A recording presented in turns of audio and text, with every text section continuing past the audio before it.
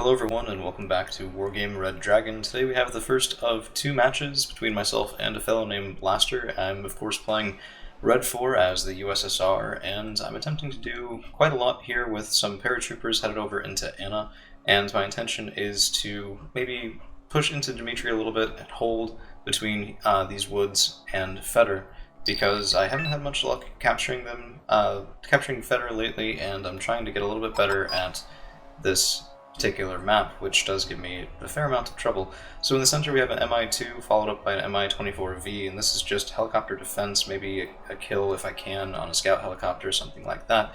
But of course I do see over in the distance, the northeast, a couple of helicopters headed up toward Anna. So that's spotted by the Mi-2 here, or by some of the helicopters on this side, and I do immediately stop, pull back, and intend to unload my paratroopers in more of the center-ish area than I had been going for over on the side. I guess it's sort of the thing to do, as it were, but it doesn't look like either one of us is really doing anything over in center or Feder, and I'm lucky for that, because right now I have no scouting, so out comes an Mi-2, as well as a BRDM-3 on the ground to try and do things there, and out come a couple of planes, so I do lose an Mi-2. My Mi-24V is trying to shoot at airplanes, which isn't going to be a strong engagement, and luckily for me, the 10 strength on this helicopter has actually allowed it to survive a hit from a J-35D Draken. Well, which was intended to be a bit of a helo hunter. It's cheap, it's a 50-point plane, and that would be a relatively good kill there if it was able to take down my 100-point Mi-24. Unfortunately for it, it's not able to quite do that. I do lose the other Mi-2, and it looks like I'm being kind of, well, made blind over here in the eastern side of the map. So I do have Morskaya Pechota now unloaded from their Ka-29 TBs, and these guys, when there isn't sufficient AA, they can really make up their value quite easily from what I've been able to tell. So 40 points is not exactly cheap, but we have a main gun, we also have rocket pods, and look at these Jäger taking it on the chin from those main guns. I'm trying shortly to position one of them so that they can open up the rocket pods. There's some tricky things you have to do with range. In the meantime, the Mi-24V is retreated, trying to refuel and repair that helicopter, and I manually switch fire over to these incoming Lynx and Bells that are trying to distract me from killing the Jäger and Jägeri, which, I mean, it's a nice play. Drakens, by the way, split their fire between both elements of that Ka-29 pair, so that does actually keep them alive a little bit. Now they are spinning, not really being that effective, and you can see the same fire splitting happening between my own Ka-29 TPs and the Bells, where we're not killing one first and then hurting the other, we're in fact hitting them both at once. So Yak-141 does come in, kills the Draken, potentially saves my helicopters at the same time, and now finally we are getting some rocket pods opening up and taking down those infantry. In the meantime, Morskaya Pechota are moving up, trying to secure these woods, bit of a defensive posture.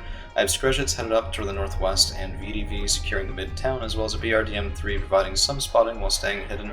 I need to get better at using scout infantry for this role. I rely on BRDMs a little too heavily, and that can come back to bite me when those vehicles are spotted in the woods. In the meantime, however, Jäger just continuing to engage with Ka-29s, and the damaged pair was left a little bit farther back, and they are able to engage with rocket pods and finally take down some of those infantry. So this is a conquest game, and this is a destruction. Apologies. This is an economy game. So the first time I've ever played economy, and well, I probably should have pointed it out earlier, but it's a really interesting game mode. It feels really similar to Destruction almost, because whoever gets the income victory and the points killed on the ground victory tends to be the one who wins. So from my own experience with it, it seemed to be relatively similar, but it is technically different, and the interesting thing too is you can see whenever your opponent spends points. So I called out the Mi-2, and my points dropped down by 40 when I'm calling out that helicopter. So in the meantime, having secured Anna and my opponent having capped Feder, I do have a slight +1 income advantage, although that's not exactly all that much. So I am attempting to bring out some heavier elements to push that a little bit farther. I think I have some advantage here over in the northeast, and I might be able to build on that in Dmitri. So we have a Tunguska M coming up. The radar gun is of course off until it sees a viable target to protect that thing from seaplanes. I have a replacement Mi-2 headed up toward the center just to complement the BRDM-3, and we also have a T-72 OBR 1989. Now, these scout vehicles are able to spot what looks like singular infantry and carriers headed up into these little patches of woods, and I've seen this happen before. It's often scout infantry, it's often something like an ATGM team or an AA specialist, weapons squad, something like that. And it can be very, very annoying to deal with. So to sort of complement the T-72, I'm also bringing up a BMPT for its more mixed armaments and, well, still relatively high armor for 60 points. It seems like a nice fire support vehicle. It might be able to get me something there. So VDV moving over into the western part of the town will allow me to get some vision here, and we take down that troop transport, but probably not whatever it was carrying. And of course my BRDM-3 is spotted now. So if that stays, and it doesn't, I would have suspected that there were recon infantry, but as it is, probably just some sort of specialist team, or maybe even just, a cheap thing to throw at your opponent and see if they have defenses.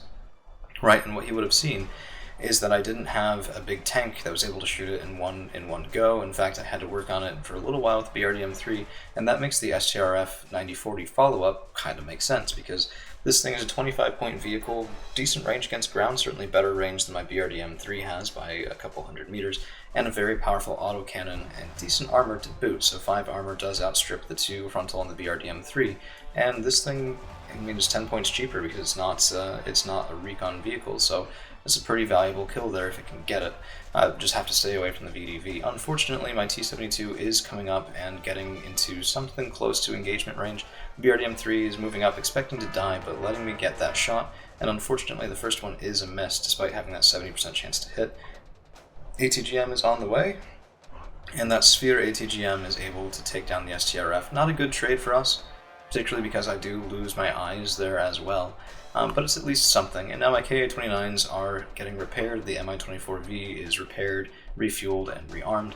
But I did have to bring out 2 sets of these cheaper Ural 4320s to get the job done, so that's 80 points of resupply because I didn't have a fob. So just bear that in mind, you save a little bit of money at the start, but this is 80 points where 75 would have had quite a lot more supplies in reserve. The Yak-141's just hanging out toward the back end of things, trying to be a little bit wary there, given my opponent's good use of Drakons at the start of the match. I didn't want to get overwhelmed by bombers or ATGM vehicles or planes, and this match was a little bit ago, maybe a week or two, and so I wasn't really trying to work on smoke micro yet, so Yaks are, well, some way of dissuading my opponents from moving up with ATGM planes, although, it's one of those things where you might kill the plane, but if they kill your tank and get the advantage on the ground, things can snowball, and very much not in your favor. So the T-72 is moving up, BMTT as well, trying to just provide alternate target options for our opponents, as well as get a little bit closer, open up with that 2A72 autocannon, which can do decent damage, and we see an RBS-70. So this is range versus helicopters. He's shooting at my Mi-2, and that's something I very much don't want to have continue for too long, but we are able to spot a command vehicle there, and it looks like there is an ATGM team as well, so I'm very shortly going to be grabbing that T-72 and reversing him. Let's see, yep, there's the order and there's the turnaround. Of course, there is another ATGM that does come in before I can get out of range. Fortunately for me, it's a miss, but that is a big case of better lucky than good. And now we can really see, as I said earlier, the over-reliance on BRDM-3s is leaving me blind at the front. Now we have a Starfighter coming in, and I believe that's an ATGM, no, cluster bomber. So I'm trying to move the T-72 to make sure that that cluster lands in the wrong place. I do lose the BMPT to a tank, but Yak-141 is able to get some decent trade on that, so that's 60 points there. Tungushka opening up and the Yak going in, and we get... no, the other one does get out. So a bit of a questionable engagement. The T-72 only took 1 point of damage from cluster that barely scratched the edge of it, and now I'm trying to sneak forward some of these Skrejets so that they can maybe get a cheeky kill on the Cayuse. And if we look in terms of reserves here, that +1, I have about 400, well, now 300, and I'm spending it because I'm realizing, my opponent has a lot more of his chips on the table. Not saving up for the victory as much, but trying to just go in and reclaim the advantage on the ground, and then bank points from a position of strength, which, seems like a pretty good idea. So stabilization, malfunctioning is probably one of the better crits I could have hoped for. We, of course, do take down that STRV, and it wasn't even too bad of a thing, I would say. Too bad of a trade there. We have just 3 points of damage on the T-72 OBR, which means that he's very well able to move forward.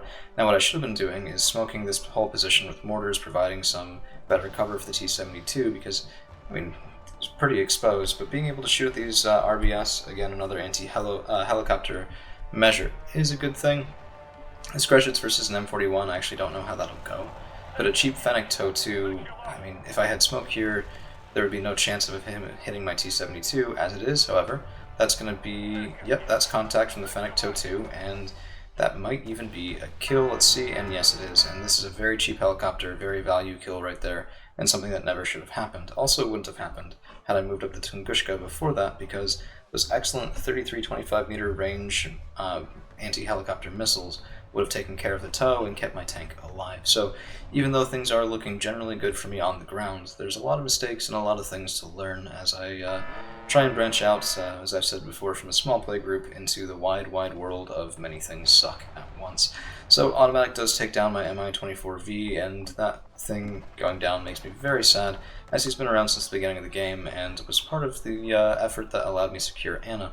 So things are shifting now, and I'm beginning to lose a points advantage, which means, to me at least, I need to capture Dimitri. I need some points coming in, and we'll see that I've actually replaced the cheap UAZs with BMD2Ks, because I mean, a little bit of armor goes a long way, and I certainly learned that lesson when my command vehicles were dying to mortars, dying to things that they should have well been able to fight off, and BMD2Ks could even fend off a light infantry push should it come to it. So it's not really what you want to be doing, but it is certainly possible, and now we see that securing Dimitri is beginning to cascade a little bit, and I know I just secured it, but the rate of income is going to be something very much in my favor as time goes on. Now, Spetsnaz grew moving up, BRDM-3s as well, and we do take out that forward weapons team, but I think I am going to lose. No, actually the BRDM-3 is alive, but still spotted, so it won't be alive for too long.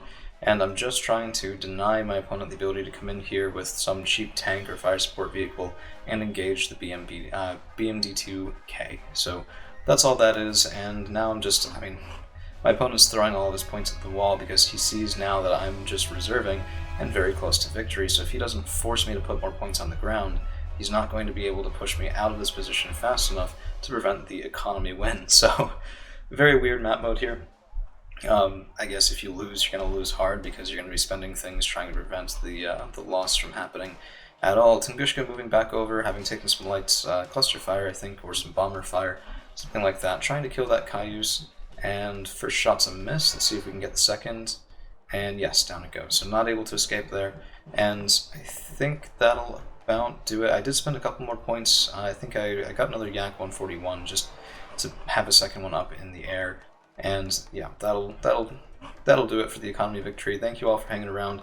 And of course, if you're still around this far, odds are you have subscribed. But in case you haven't, it does mean a lot to me, as this is a really tiny channel. And well, I won't pretend to have any great skill at this game, but I will say I'm doing my best to learn, provide commentary, and more engaging matches as time goes on. So that's all we've got for right now. Thank you all for hanging around. We'll see you again real soon.